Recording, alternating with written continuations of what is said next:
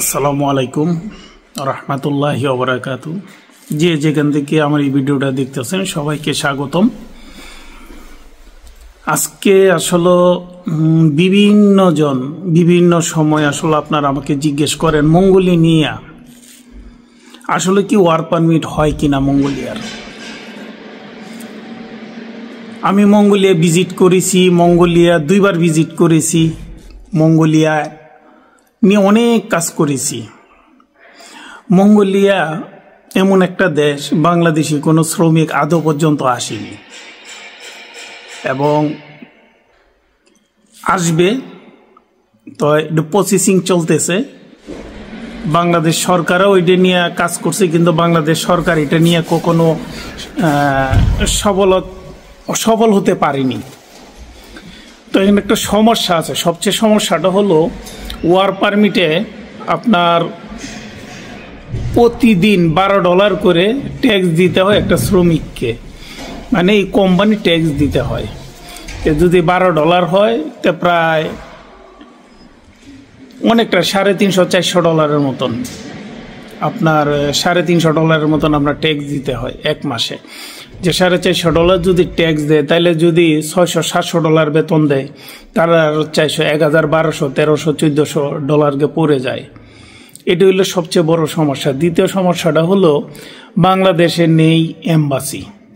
তা বাংলাদেশে এম্বাসি না থাকার কারণে আরেকটা বড় ঝামেলা। তো সেটা নিয়ে আসলে কাজ হচ্ছে, অনেকজনে কাজ করতেছে, এটা নাম নাই বললাম, কারোর ডুল পিডানোর দরকার নাই, কাজ চলতেছে।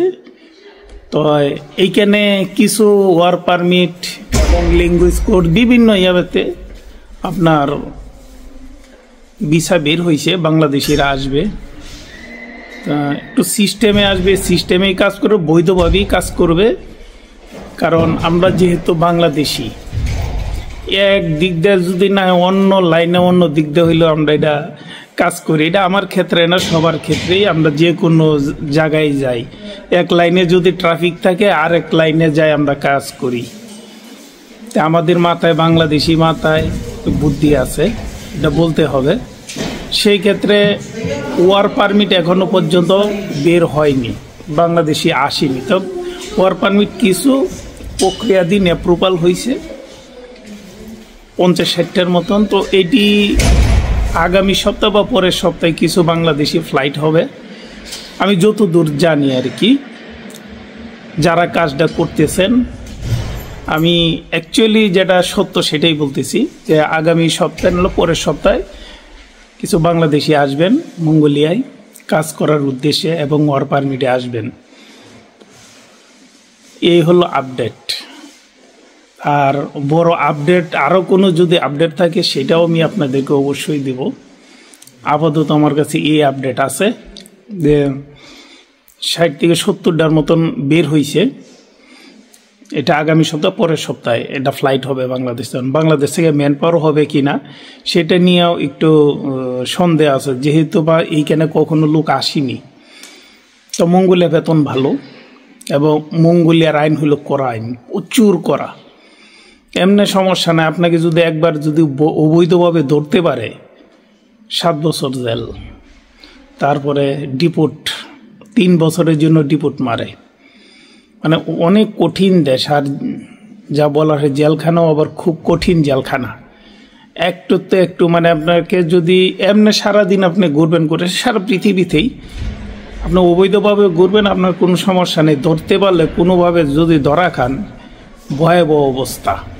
তো এই জন্য কেয়ারফুল, কারো কথায় অবৈধভাবে ট্যুরিস্ট ভিসায় যে এখানে এসে কনভার্ট করে দিবে,